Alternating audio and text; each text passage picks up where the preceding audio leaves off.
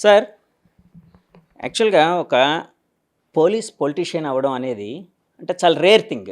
అంటే అక్కడక్కడ కొన్ని దృష్టాంతాలున్నాయి, ఎగ్జాంపుల్స్ ఉన్నాయి, కాదనను. కానీ చాలా రేర్‌గా జరుగుతూ ఉంటది. సో, మీరొక పోలీస్‌గా ఉంటూ పొలిటీషియన్‌గా మారిన క్రమం కోసం చెప్పాలి అంటే ఏం చెప్తారండి? మొదటగా మీ ఛానల్కి నమస్కారం. ఈ ఛానల్ యాజమాన్యానికి అందరికి కూడా నమస్కారం తెలియజేసుకుంటూ, నేను పోలీస్ డిపార్ట్మెంట్లో అకౌంట్స్ ఆఫీసర్గా పనిచేశాను, కానీ ఎగ్జిక్యూటివ్ స్టాఫ్ కాదు. ఓకే. అయితే ఆల్రెడీ పోలీస్ డిపార్ట్మెంట్లో పనిచేసినటువంటి ఐపీఎస్ ఆఫీసర్స్ కూడా ఎంపీ లైన్లో ఉన్నారు. ఉదాహరణకు మన బాపట్ల ఎంపీ గారు తెన్నేటి కృష్ణప్రసాద్ గారు, ఆయన ఐపీఎస్ ఆఫీసర్గా చేసి రిటైర్ అయ్యి ఎంపీగా కంటెస్ట్ చేశారు. ఇప్పుడు ప్రస్తుతం బాపట్ల ఎంపీగా ఉన్నారు. అలాగే డిపార్ట్మెంట్ నుంచి చాలామంది వస్తారు, కానీ నాది డిఫరెంట్. ఎందుకనంటే అప్పటి వరకు అంటే 2 months బిఫోర్ వరకు నేను ఉద్యోగం చేసి వాలంటీర్ రిటైర్మెంట్ తీసుకుని January 31st, 2024 నాడు వాలంటీర్ రిటైర్మెంట్ తీసుకుని February 5వ తారీఖున పి గన్నవరం నియోజకవర్గానికి ఇన్ఛార్జ్గా రావడం జరిగింది జనసేన పార్టీ తరఫున. అప్పటి నుండి కూడా నియోజకవర్గంలో పెద్దలందరితోటి సామరస్యంగా ఉంటూ మొత్తం నియోజకవర్గం ఒక గ్రిప్లోకి తీసుకురావడం జరిగింది. దాంతో మా జనసేన పార్టీ అధినాయకులైనటువంటి పవన్ కళ్యాణ్ గారు నా పెర్ఫార్మెన్స్ ప్లస్ నేను చేసినటువంటి యాక్టివిటీస్ చూసి నాకు సీట్ ఇవ్వడం జరిగింది. సార్, మీకు సీట్ ఇచ్చినప్పుడు కూడా అంటే కొంచెం లేట్‌గా అనౌన్స్ చేయడం జరిగింది కదండీ! ఆల్మోస్ట్ 30 రోజుల్లో మీరు ఎమ్మెల్యే అయ్యారు. ఏంటి సార్ ఆ సీక్రెట్ ఏంటి? అంటే ఎందుకంటే ఎమ్మెల్యే అవ్వడం అనేది చాలా ఒక టఫ్ ఫైట్. యాక్చువల్‌గా మొన్న ఎలక్షన్స్ చాలా టఫ్ ఫైట్‌గా నడిచాయి. అమీ తుమీ అన్న దాంతో నడిచాయి.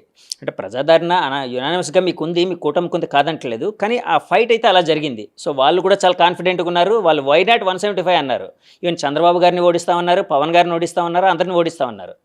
సో, అలాంటి టైంలో 30 రోజుల్లో ఎలక్షన్ గెలవడం అనేది చాలా చాలా గ్రేట్ అచీవ్‌మెంట్. ఏంటి సార్ ఆ సక్సెస్ సీక్రెట్ ఏంటి? అయితే ప్రజలందరికీ తెలియవలసినటువంటి ఒక విషయం ఉంది. 30 రోజుల్లో ఎమ్మెల్యే కాదు.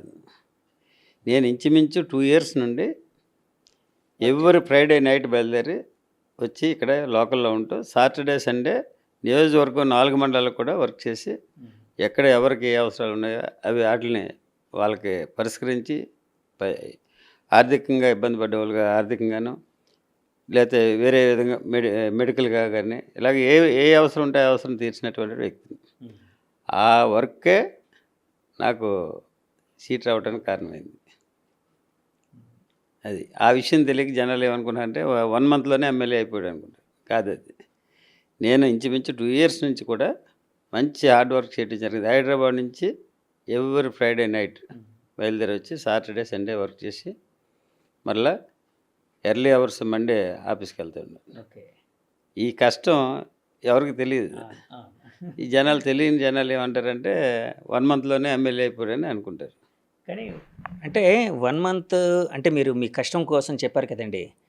అయినా కూడా ఒక రాజకీయ మహామహులున్న టైంలోని పవన్ కళ్యాణ్ గారు మిమ్మల్ని నమ్మి, మీ వర్క్ నచ్చి, మీ హార్డ్ వర్క్ నచ్చి ఇవ్వడం, అట్ ద సేమ్ టైం ఆ టైంలో నాకు తెలిసి చాలా చాలా ఇంటెలిజెన్స్ రిపోర్ట్లు ఇలాంటివన్నీ, అంటే ఇంటెలిజెన్స్ అంటే గవర్నమెంట్‌ది, అది వేరే విషయం. మామూలుగా పార్టీ పరంగా కూడా రిపోర్ట్లన్నీ ఉంటాయి. అంటే గ్రౌండ్ లెవెల్ రిపోర్ట్స్ ఇవన్నీ జరుగుతుంటాయి. అంటే ఇంతమందిని కాదని మీకు ఇవ్వడం అనేది యాక్చువల్‌గా చాలా చాలా ఒక అంటే ఎవరు ఊహించని విధంగా జరిగింది. సో, ఆ సమయంలో పవన్ కళ్యాణ్ గారు మీతో చెప్పిన అంటే ఫస్ట్ టైమ్ ఎలక్షన్‌లోని అంటే మీ టికెట్ అనౌన్స్ చేసిన వెంటనే మీరు వెళ్ళి కలవడం జరుగుతుంది కదండీ! ఆ టైంలో పవన్ కళ్యాణ్ గారు మీతో అన్న మాట ఏంటండి? సార్ ఏంటంటే తను ఒకసారి ఒక వ్యక్తికి మాట ఇచ్చారంటే ఆ మాట తప్పరు. ఓకే. ఇంకొకటి ఏంటంటే సార్ నమ్మినటువంటి వ్యక్తిని ఎవరిని కూడా విడిచిపెట్టరు. ఈ 2 విషయాలు నా నా నా విషయంలో జరిగినాయి కాబట్టి నాకు టికెట్ ఇవ్వడం జరిగింది. అంతేకాకుండా సార్ అంతా మొత్తం అంటే ఎంక్వైరీ చేసుకున్నారు. ఓకే. మా బ్యాక్గ్రౌండ్ కానీ సోషల్ పొజిషన్ కానీ నాకు ఇక్కడ ఏ విధమైనటువంటి గుడ్ రిలేషన్స్ ఉన్నాయని ఇటువంటివన్నీ కూడా తెలుసుకుని అప్పుడు దాన్ని బేస్ చేసుకుని ఇవ్వటం జరిగింది. సార్ ఇందాకలా నా క్వశ్చన్‌కి మీరు ఆన్సర్ చెప్పలేదు. ఎందుకంటే అంటే పోలీస్ నుంచి పొలిటీషియన్‌గా మారిన క్రమం కోసం చెప్పారు. కానీ మీరు పోలీస్‌గా ఉంటూ అంటే పాలిటిక్స్ అనేవి అంటే చాలామంది మామూలుగా అంటే ఒక రకమైన హర్డిల్స్ ఎక్కువుంటాయి. అంటే ఎంత గౌరవం ఉంటుందో అట్ ది సేమ్ టైమ్ అంత నెగటివిటీ కూడా ఉంటుంది. కొన్ని సార్లు, అన్ని సార్లు కాదు. కొన్ని సార్లు కొంతమంది మీద, అందరి మీద కాదండి. జనరలైజ్ చేయట్లేదు నేను. సో, ఇలాంటి ఫీల్డ్‌లోకి ఎందుకు రావాలనిపించింది మీకు? అంటే సోషల్ వర్క్ చేయడానికి ఇదొక వేదిక అనుకున్నారా? లేకపోతే మనీ సంపాదించడానికి ఒక వేదిక అనుకున్నారా? ఎందుకంటే మీ వ్యతిరేకులు అంటూ ఉంటారు. అయితే ఆ సర్వీస్ చేసినటువంటి క్రమంలో 2012లో నేను డ్రాయింగ్ ఆఫీసర్‌గా జాయిన్ అయిన తర్వాత 2014లో స్టేట్ విడిపోయింది. స్టేట్ బైఫర్కేట్ అయిన తర్వాత తెలంగాణలో ఉన్నటువంటి ఉద్యోగస్తులైతేనేమి, లోకల్ వ్యక్తులైతేనేమి ఫీలింగ్ బాగా ఎక్కువైపోయింది. Local feeling. అప్పుడు నాకు అనిపించింది, ఈ సర్వీస్ నేను ఇక్కడ చేసి కంటే నేను పుట్టినటువంటి ఏరియాలో మా నియోజకవర్గంలో ఉన్నటువంటి ప్రజలకు సహాయం చేస్తే, సర్వీస్ చేస్తే అక్కడ నేను తిరిగినటువంటి ఏరియాలో నాకు గుర్తింపు అంటూ ఉంటుంది. ఒక నా ప్రాంత ప్రజలకు సర్వీస్ చేసినట్టు ఉంటుంది అనేది భావం నాకు కలిగింది. అప్పటి నుండి ఈ బీజం ఏర్పడిందనమాట. ఎందుకనంటే బాగా ఫీలింగ్ తెలంగాణలో బైఫర్కేట్ అయిన తర్వాత జిల్లా ఇది స్టేట్ బైఫర్కేట్ అయిన తర్వాత చాలా ఫీలింగ్ అనమాట. ఆంధ్ర వాళ్ళు ఇక్కడ అదే ఇక్కడ ఇంకా ఇక్కడ విడిచిపెట్టి వెళ్ళట్లేదు, ఇక్కడే ఉంటున్నారు అది ఇది అని వాళ్ళండి. ఓహో! ఈ క్రమంలో మన స్టేట్‌లో మన ప్రజలకి మన ఏరియాలో సర్వీస్ చేస్తే బావుంటది అనేది నాకు ఒక భావం ఏర్పడి అప్పటి నుంచి అది మైండ్‌లో ఉండి దాన్ని ఇంప్లిమెంట్ చేశాను. సో, పవన్ కళ్యాణ్ గారు అంటే మీకు ఇందాకలో చెప్పారు. ఆయన నమ్మిన వాళ్ళని ఎవరిని విడిచిపెట్టరు, ఎవరిని అవాయిడ్ చేయరని.